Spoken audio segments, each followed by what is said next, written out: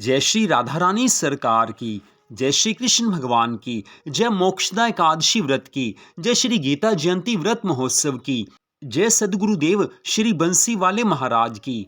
आज हम आपको मार्गशीर्ष मास के शुक्ल पक्ष की मोक्षदा एकादशी व्रत की कथा को सुनाने जा रहे हैं।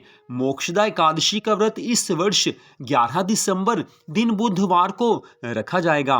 मोक्षदा एकादशी व्रत के दिन ही भगवान श्री कृष्ण जी ने अर्जुन को श्रीमद् भगवद गीता का उपदेश दिया था। इसी कारण श्री गीता जयंती इसी दिन होती है। तो इस व्रत का हमारे हिंदू धर्म में विशेष महत्व बताया गया है। तो मोक्षदा एकादशी व्रत की कथा इस प्रकार है।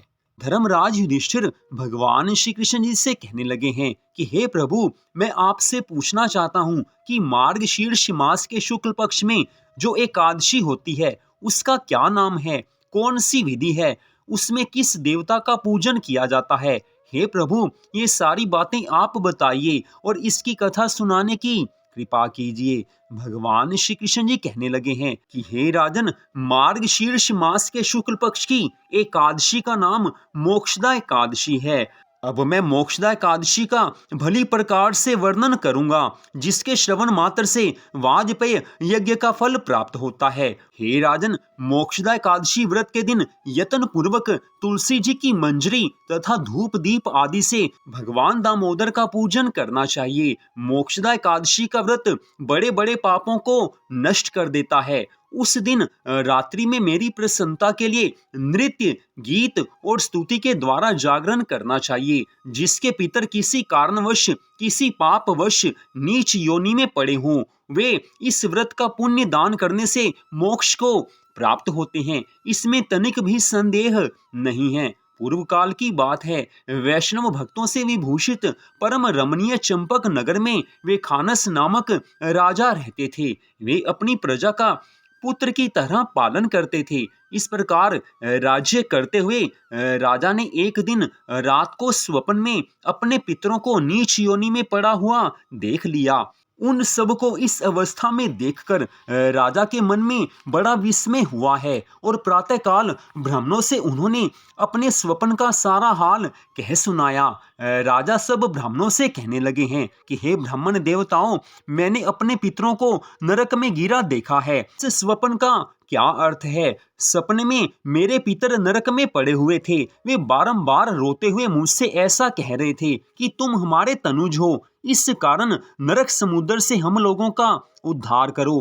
हे द्विजवरों, इस रूप में मुझे अपने पितरों के दर्शन हुए हैं। इस कारण मुझे सुख चैन नहीं मिलता है। क्या करूं, कहाँ जाऊं? मेरा हृदय रुंधा जा रहा है।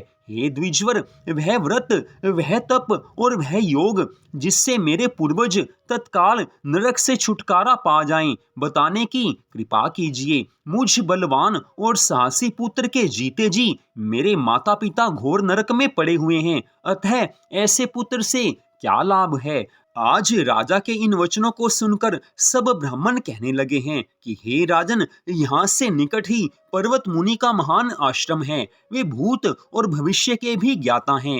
हे राजन, आप उन्हीं के पास चले जाइए। ब्राह्मणों के इन वचनों को सुनकर महाराज वे खानस शीघ्र ही पर्वत मुनि के आश्रम पर गए हैं और वहां पर उन मुनि श्रेष्ठ को देखकर उन्होंने दंडवत प्रणाम करके मुनि के चरणों को स्पर्श किया है।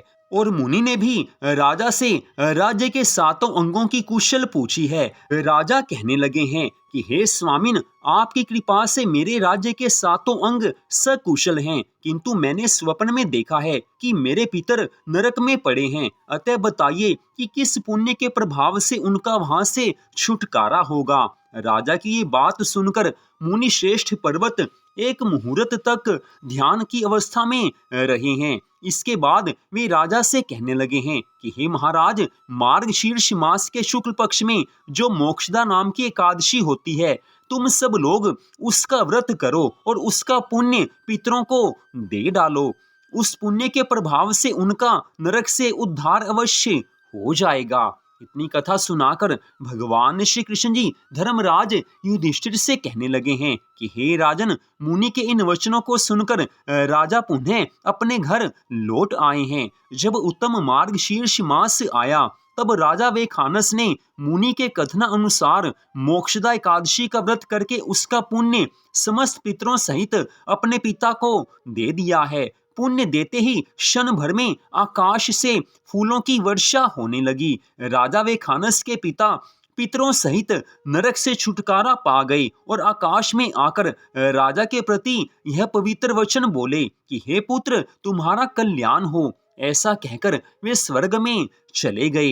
हे राजन, जो इस प्रकार कल्याणमयी मोक्षदा एकादशी का व्रत करता है, उसके संपूर्ण पाप नष्ट हो जाते हैं और जीवन के अंत समय में वह मोक्ष पद को प्राप्त कर लेता है। यह मोक्ष देने वाली मोक्षदा एकादशी मनुष्यों के लिए चिंतामणि के समान समस्त कामनाओं को पूर्ण करने वाली है। अर्थात इसका व्रत रखने से मनुष्य जो कुछ मनोकामना करता है वो पूर्ण हो जाती है। इस कथा को पढ़ने और सुनने मात्र से वाजपेय यज्ञ का फल मिल जाता है। तो इस प्रकार मार्गशीर्ष मास के शुक्ल पक्ष की मोक्षदा एकादशी व्रत की कथा को आपको सुनाया गया है। आपने इस कथा को सुना, आप सबका हार्दिक धन्यवाद। जय श्री राधा रानी सरकार की, जय श्री कृष्ण भगवान की, जय श्रीमद् भगवद गीता की, जय मोक्षदा एकादशी व्रत की, जय सद्गुरुदेव श्री बंसी वाले महाराज की।